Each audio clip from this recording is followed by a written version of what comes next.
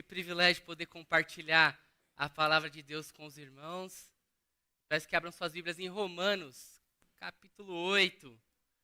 Romanos, capítulo 8. Estamos chegando à metade do livro da carta do apóstolo Paulo à igreja de Roma. Que privilégio nós, como igreja, estarmos estudando e expondo essa palavra maravilhosa. Romanos 8, do 1 ao 11, vai ser o trecho que nós vamos focar essa manhã. Diz assim a palavra do Senhor em Romanos, capítulo 8, versículo 1. Portanto, agora já não há condenação para os que estão em Cristo Jesus. Porque por meio de Cristo Jesus, a lei do Espírito de vida me libertou da lei do pecado e da morte. Porque aquilo que a lei fora incapaz de fazer por estar enfraquecida pela carne, Deus o fez, enviando seu próprio Filho, à semelhança do homem pecador, como oferta pelo pecado. E assim condenou o pecado na carne, a fim de que as justas exigências da lei fossem plenamente satisfeitas em nós, que não vivemos segundo a carne, mas segundo o Espírito. Versículo 5. Quem vive segundo a carne tem a mente voltada para a carne, para o que a carne deseja. Mas quem vive de acordo com o Espírito tem a mente voltada para o que o Espírito deseja. A mentalidade da carne é morte, mas a mentalidade do Espírito é vida e paz. A mentalidade da carne é inimiga de Deus, porque não se submete à lei de Deus, nem pode fazê-lo. Quem é dominado pela carne não pode agradar a Deus. Versículo 9.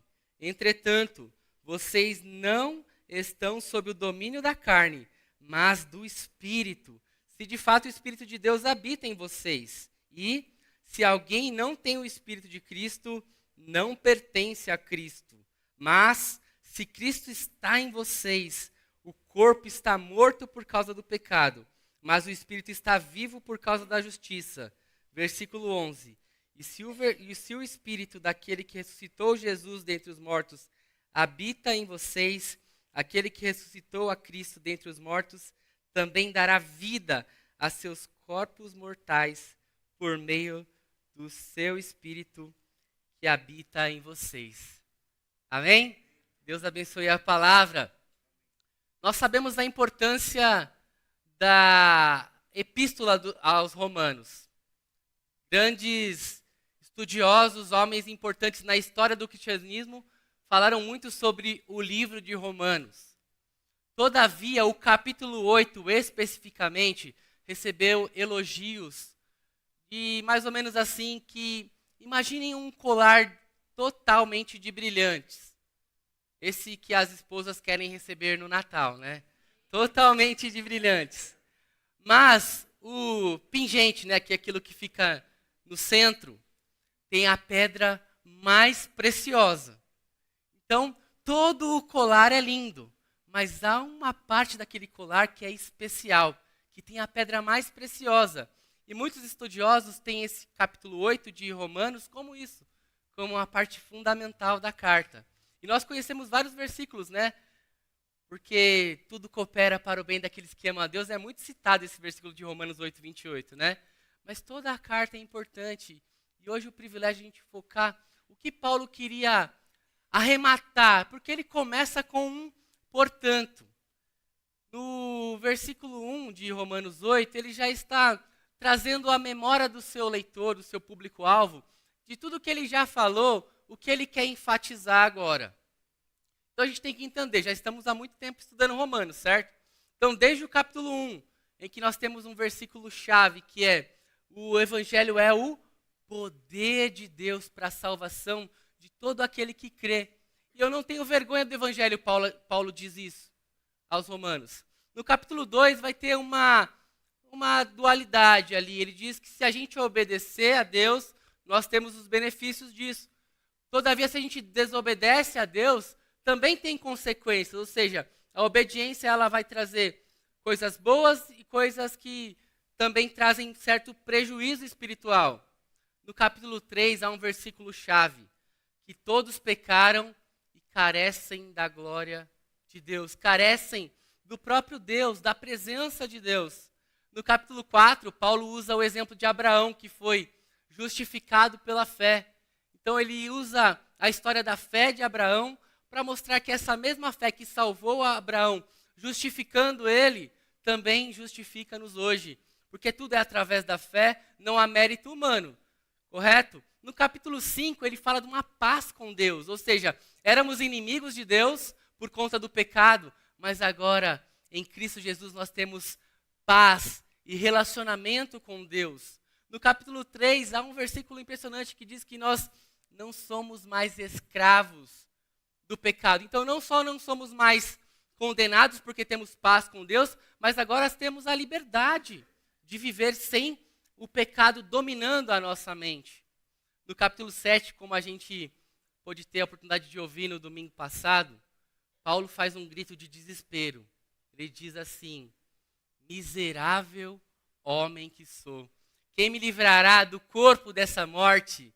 Ele dá graças a Deus por Jesus. Olha só quanta coisa Paulo escreveu para dizer, portanto, consegue ver toda a bagagem da construção dele, tudo que ele já colocou de teologia, de teoria. Agora a gente tem que concordar. Há um hiato muito grande entre conhecer as coisas e colocar em prática, não é? Quando a gente se forma na faculdade, aqueles que fizeram faculdade, tiveram oportunidade, a gente tem muita teoria. Mas você, de fato, ir por mercado de trabalho, estar atuando na área, há um espaço muito grande, né? Então a gente vai no nutricionista, né? E recebe aquela dieta, né? Não pode mais comer pudim todos os dias. E aí, entre saber que aquilo é bom e colocar em prática, há um hiato também, né? Então não é só ter a informação, a gente precisa colocar as coisas em prática. Então, o capítulo 8 de Romanos, Paulo começa a dar um tom na sua escrita de coisas práticas. Mas não só coisas práticas no sentido de fazer, mas aplicação prática, tendo então uma devoção. Tudo que você aprendeu, o que você tem que colocar em prática agora? E Paulo vai dizer que não há mais condenação e nem escravidão. Nem agora e nem terá. Por quê? Porque a gente pode ser tentado a viver um dualismo ou um medo. Qual que é o perigo de não ter essa declaração de Paulo em mente como algo firme que você deve entender? Não há nenhuma condenação em Cristo. Se você não coloca essa frase em prática, o que pode acontecer com você? Viver com medo, viver com culpa, viver achando que você não tem valor. E qual que é o outro ponto que pode ser ruim pensando assim? Agora não tem mais nenhuma condenação, a gente pode viver de qualquer jeito. Já não tenho mais o que me preocupar. Por quê? Porque Cristo já pagou todos os meus pecados. Eu estou totalmente isento de uma vida com propósitos e princípios. É isso mesmo? É isso mesmo. Chama graça. Deus não paga você, não te retribui pelas suas ações. Se a gente colocar aqui à frente os dois irmãos que foram batizados hoje, pode não ter sido a confissão de fé recentemente, podem ter demorado um pouco para se batizar, mas se a gente colocar duas pessoas que acabaram de se converter, de ter Cristo habitando o seu coração, e duas pessoas que têm a vida cristã mais de 50 anos, consegue entender o cenário? Pessoas novas convertidas e pessoas com muito mais tempo de vida cristã. Diante de Deus, qual do grupo é mais justificado? É igual, ambos são justificados na mesma intensidade. O que você fez na sua vida cristã não te torna mais justo diante de Deus. Você é como um ato feito definitivo, porque Cristo fez, não foi você nem eu. Não são as nossas obras, ao contrário disso. Em Jeremias diz que as nossas obras de justiça são como trapos de imundícia. Ou seja, é aquele band-aid que você coloca numa ferida e depois você vai fazer o que com aquele band-aid? Não serve para nada. Consegue entender então esse paralelo? Não há condenação. O que você precisa viver agora? Com medo? Com culpa? Não. Você tem que viver uma vida de alegria aí na presença do Senhor. Pois não há mais condenação para os que estão em Cristo Jesus. Só que aqui Paulo, irmãos, irmãs e amigos, ele coloca uma palavra exclusivista. Nesse sentido, não tem como negociar. Não há ninguém que seja justificado sem que Cristo habite ele. Se você colocar os olhos em Romanos 8, versículo 9, Paulo usa uma palavra mais pesada ainda sobre isso. Diz assim o versículo, deixa a sua Bíblia aberta para você acompanhar a leitura, a gente vai citar alguns outros versículos, tá bom? Entretanto, vocês não estão sobre o domínio da carne, mas do Espírito. Se de fato o Espírito de Deus habita em vocês, e se alguém não tem o Espírito de Cristo, não pertence a Cristo. É preciso ter o Espírito de Cristo, o Espírito Santo habitando, para você ser um cristão, para você não ter mais condenação. Então, o que Paulo vai dizer depois de afirmar isso com muita veemência? Como se aplica isso na vida? Como se vive como um não condenado? Porque você não foi descondenado, como alguns foram, né? Você foi totalmente absolvido. Você não tem mais culpa nenhuma. Não foi um juiz que te deu uma sentença porque era teu camarada. Foi o próprio Deus, na Trindade, dizendo que em Cristo você não tem mais condenação. E olha só, o versículo 2, ele vai fazer a causa disso, né? Pode colocar aí, por favor, o próximo versículo. Capítulo 8, versículo 2 diz assim: porque por meio de Cristo Jesus, a lei do Espírito de vida, me libertou da lei do pecado e da morte. Então perceba que você não tem mais condenação, por quê? Aqui os professores, né, me ajudem, né? Esse porquê significa uma conjunção de causa. Ele está não adicionando algo, ele está dizendo, agora você não tem mais condenação e você é livre em Cristo. Então ele fez com que a causa que você tem liberdade em Cristo é por você não ser mais condenado. Olha só o que o John Stott, esse é o livro que a gente tem usado como base, né? Disse sobre esse trecho. Pode colocar aí, por favor. A libertação se une à expressão não há condenação, como duas grandes bênçãos que são nossas se estivermos em Cristo Jesus. Essas duas bênçãos estão ligadas pela conjunção por quê, indicando que a nossa libertação é a base de nossa justificação. Porque fomos libertos, nenhuma condenação pode nos alcançar. Lindo isso, né?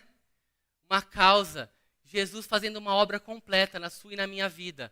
Uma obra de libertação e uma obra que não te torna mais condenado. Como você vive assim então agora? Como você coloca isso em prática? Como você tem essa verdade, essas duas bênçãos que John Stott vai nos ajudar comentando esse versículo? Como você coloca isso em prática? Isso tudo começa na sua mente. E é na mente, é na nossa mente que acontecem as batalhas, são travadas, as piores batalhas. Já parou para pensar como a nossa mente ela é complexa? Né? Você pode estar comendo algo, certo? Bem gostoso, né? Vou lembrar aqui de um bolo, né? Como foi falado aqui. Um bolo de chocolate, de prestígio. Pensa nisso. E alguém te fala, você está comendo assim, sem pensar no amanhã. Mas alguém te fala, esse prestígio aí é do ano passado. Enquanto você estava comendo, estava tudo bom. Mas quando você teve aquela informação, a tua mente já transformou de um jeito que você não aguenta mais comer aquilo. Por quê? Não importa se o gosto está bom, você tem uma informação relevante. Você agora tem que aplicar, né? Tomar uma decisão de não comer mais. Não sei se você teria coragem de continuar comendo, né?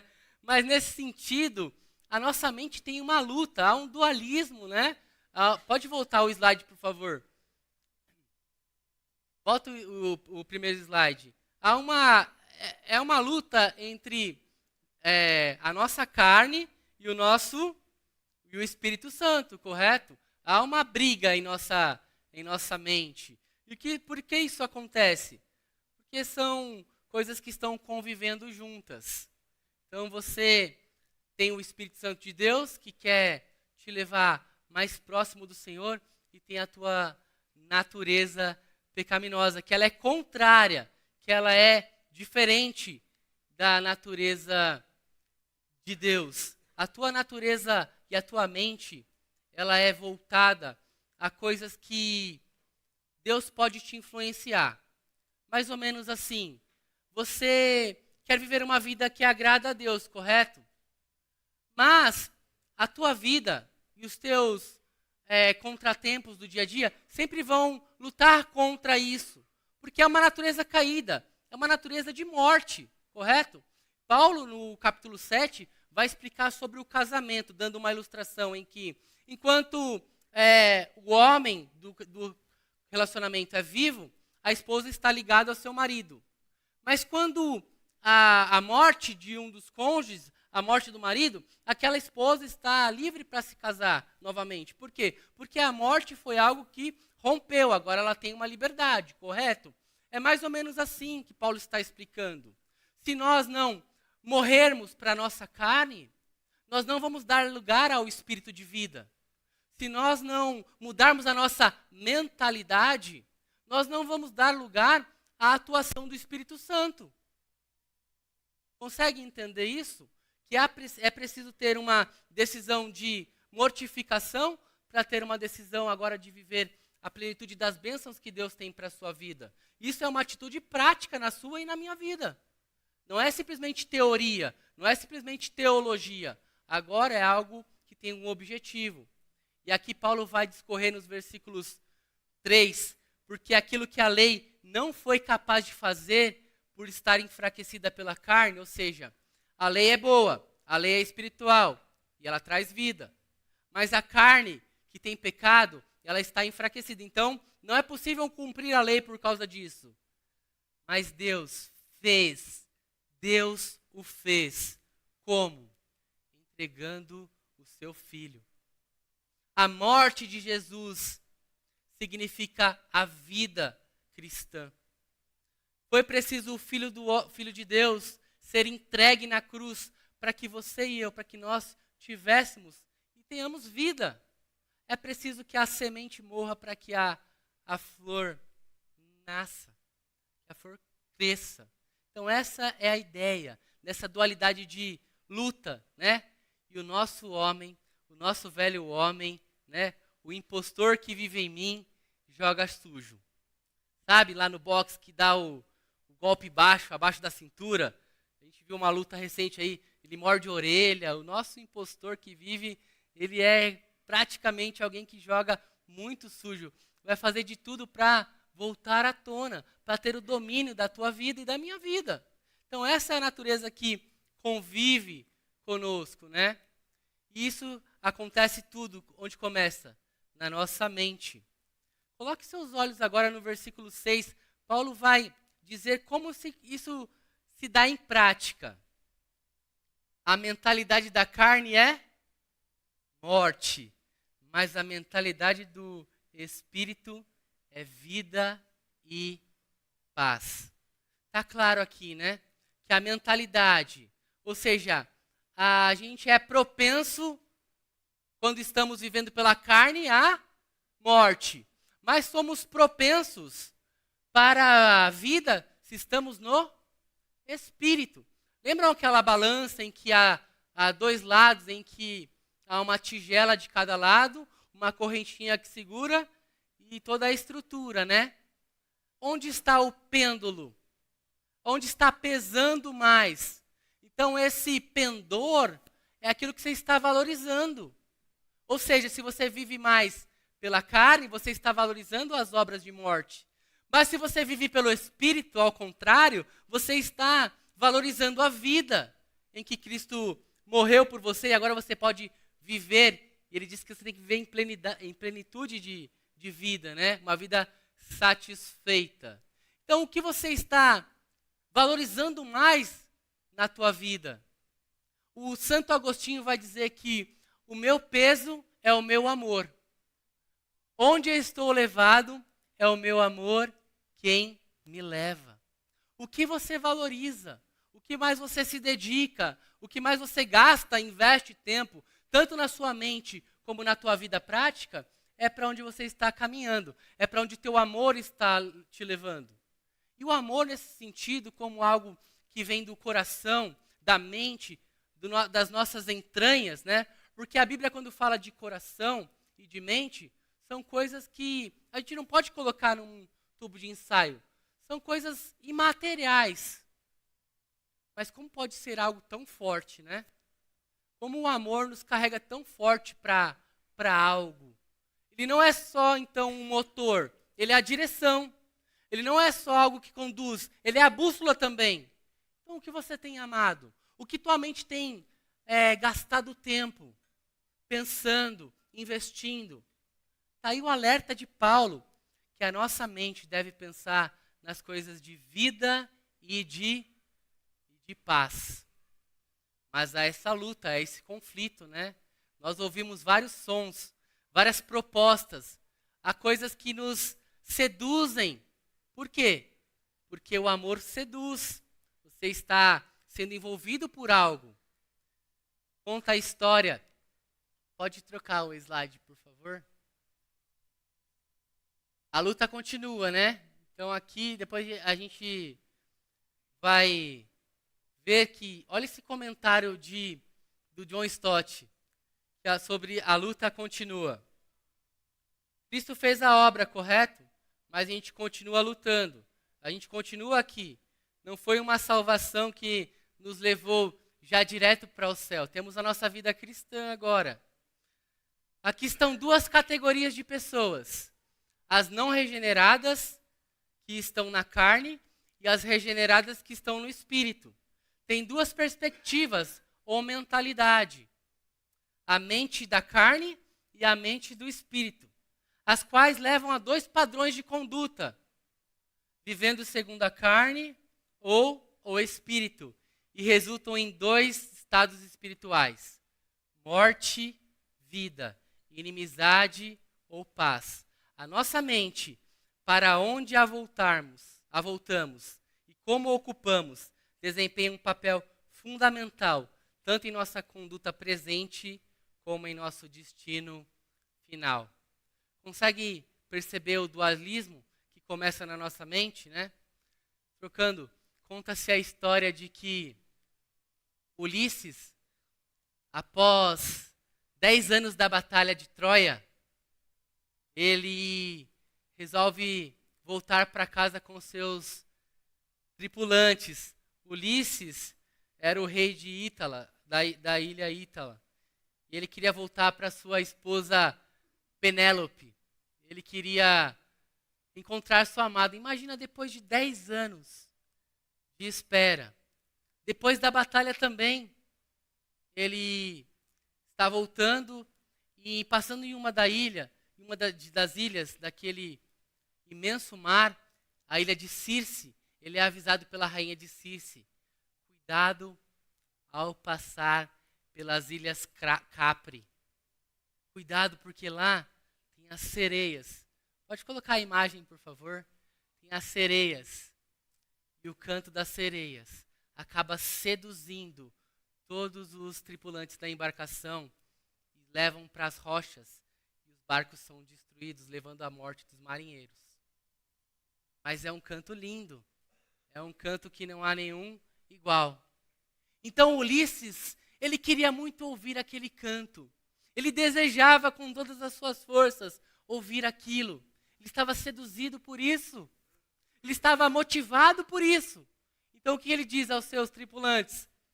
Coloquem cera, tapem os meus ouvidos E façam mais, me prendam ao mastro do navio, me amarrem forte.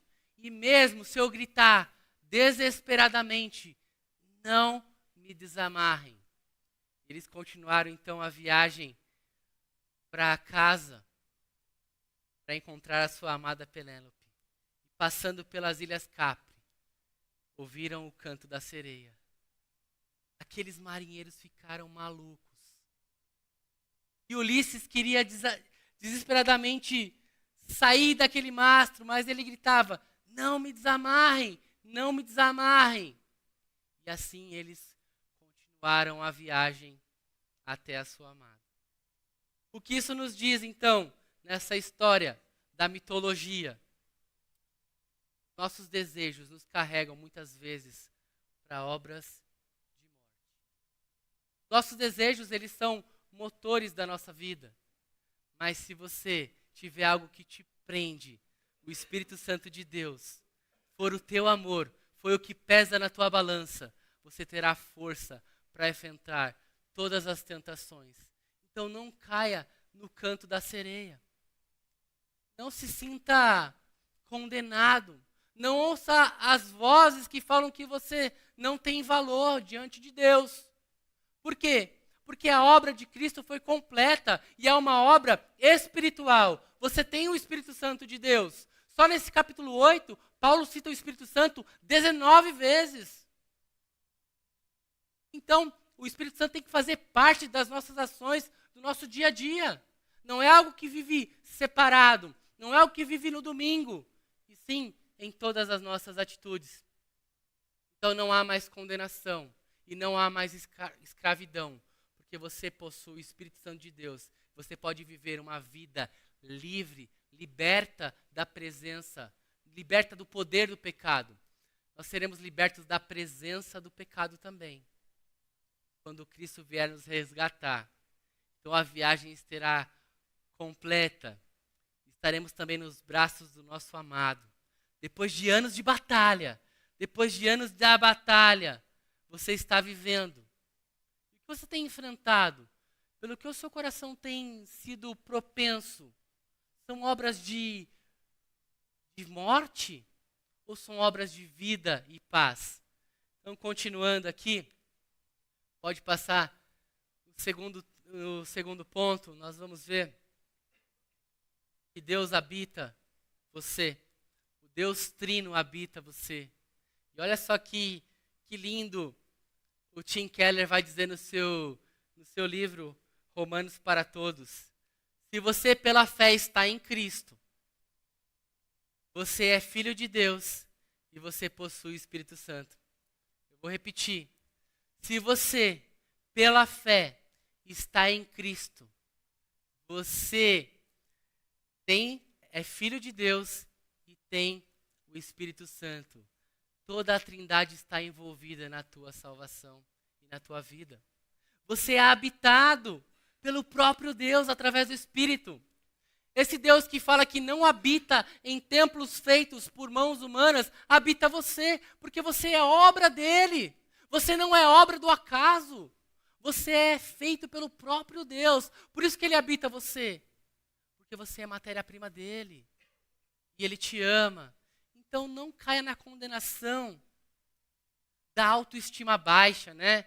De que você não tem valor nenhum. Olha só o que Deus fez para habitar você e a mim. É isso que ele faz. Ele vai dizer também que essa vida em que o Espírito Santo habita, ela não tem mais o domínio da carne. Ela vive e pertence a Cristo. Em Romanos 8,16 vai ter uma declaração que a gente vai chegar lá, mas já vou dar um spoiler aqui para você. Romanos 8,16 diz assim: o próprio Espírito Santo testifica ao nosso espírito que somos filhos de Deus. Você é filho de Deus, se você possui o Espírito Santo de Deus. Como você então sabe que pode ter essa vida que é de paz, que é uma vida completa e repleta?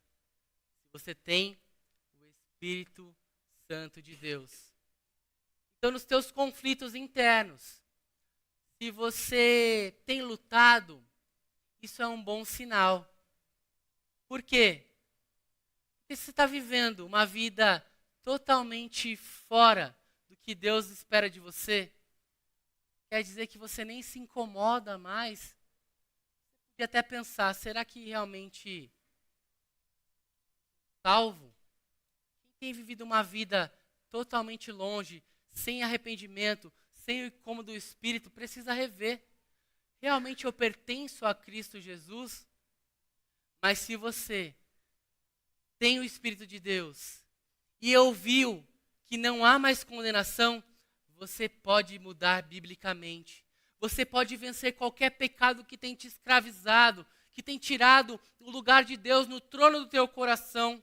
Porque isso é idolatria. O que rouba o lugar de Deus do teu coração está tomando o lugar mais importante. É o teu ídolo. E o que pode ser um ídolo? Qualquer coisa. Material, imaterial. É impossível agradar a Deus servindo a outro senhor. E não é só o senhor do dinheiro. Pode ser qualquer outro senhor. O senhor do status, o senhor do poder, o senhor da fama, o senhor daquele que quer levar vantagem em tudo. E só tem prazer se sente que está levando vantagem em alguma coisa. Consegue perceber então que tudo pode tomar o lugar de Deus se a gente começa a valorizar no nosso coração, a pender mais para aquilo do que para as obras de Cristo? Qualquer coisa pode tomar o lugar de Deus. E o nosso coração, ele é propenso a isso. Ele vive nessa dualidade. Jeremias 17:9, o que diz lá, né? Enganoso é o coração e extremamente corrupto, mais do que todas as outras coisas. Quem o conhecerá? 1 João, capítulo 3, versículo 20. Eu queria que projetasse esse versículo, por favor. 1 João 3:20. Diz assim a palavra do Senhor. Nosso coração, ele é corrupto, desesperado, propenso para o mal. Mas se o nosso coração nos condena, Deus é maior que o nosso coração. Sabe todas.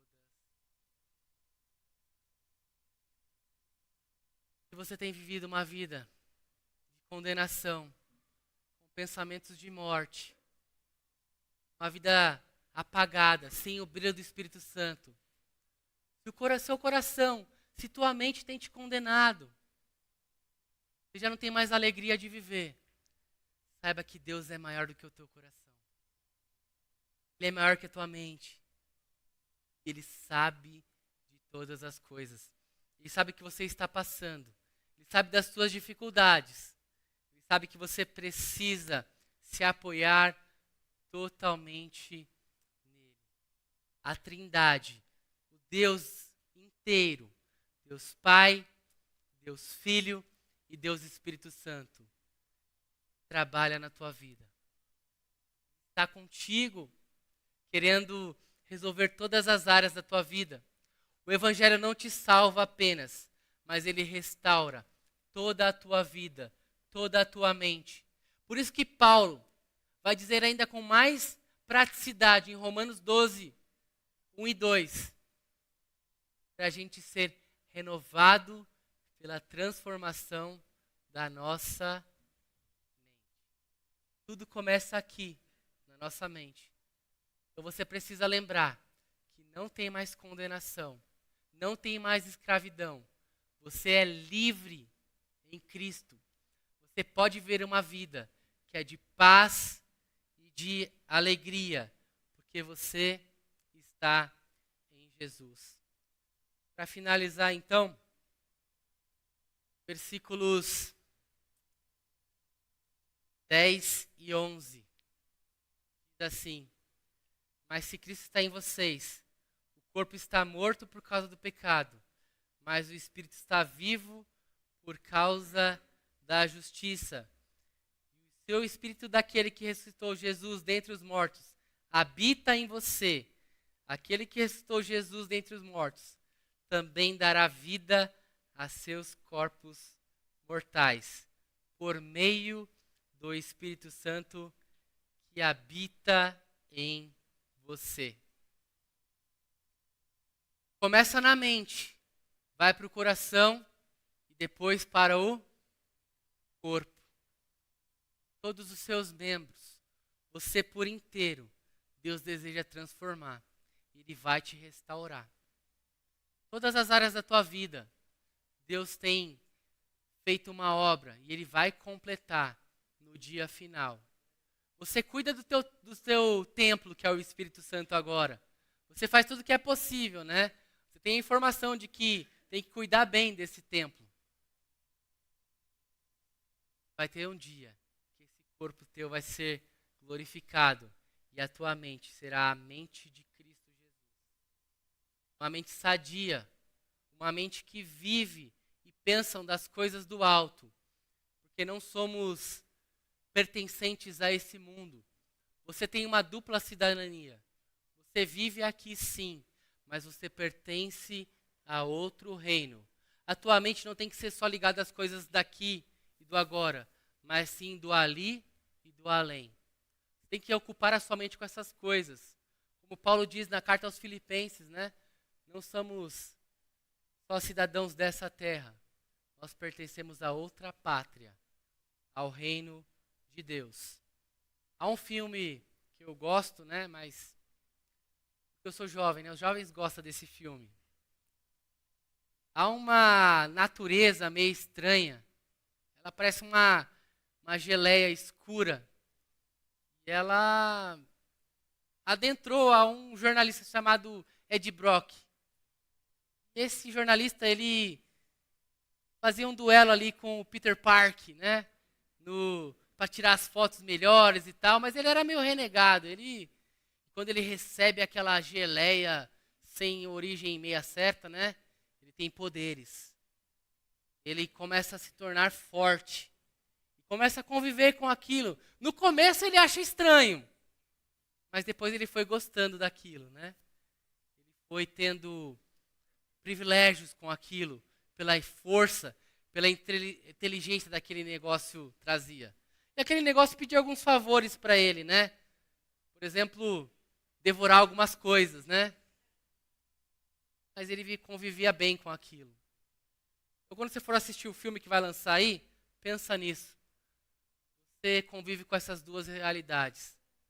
O que você está alimentando? O que tem pesado no teu coração? Quem tem sido o teu amor? Coisas da obra da carne que são morte, ou coisas do Espírito Santo que trazem vida e paz? Tem trazido vida aos seus relacionamentos? Seu casamento tem sido um casamento de vida e de paz ou de morte? Tá? Pai querido, muito obrigado por tua palavra. Nos ajuda, ó Pai, a viver na dinâmica do Espírito Santo. Ó Pai, nos ajuda a mortificar a nossa carne, que convive conosco. E assim vivermos para o Senhor. Ó Deus, que a verdade da palavra, de que não há mais condenação para todos aqueles que estão em Cristo Jesus, faça parte da nossa vida, ó Deus.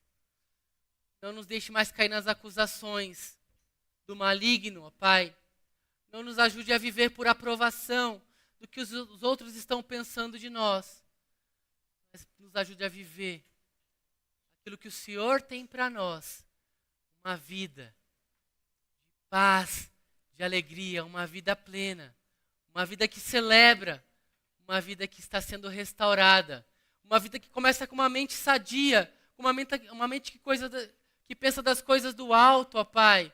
Que pensa em tudo que é puro, em tudo que é verdadeiro, ó Deus.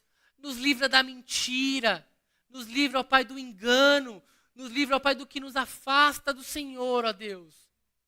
Ó Pai, nós queremos viver dando espaço, dando lugar, dando proeminência ao Espírito Santo que habita em nós. E obrigado porque nós temos, ó Deus, o Espírito, somos teus filhos.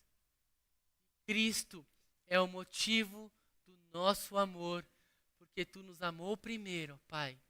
que o peso do nosso coração possamos amar ao Senhor, buscando a tua justiça e todas as coisas nos sendo acrescentadas em Cristo Jesus.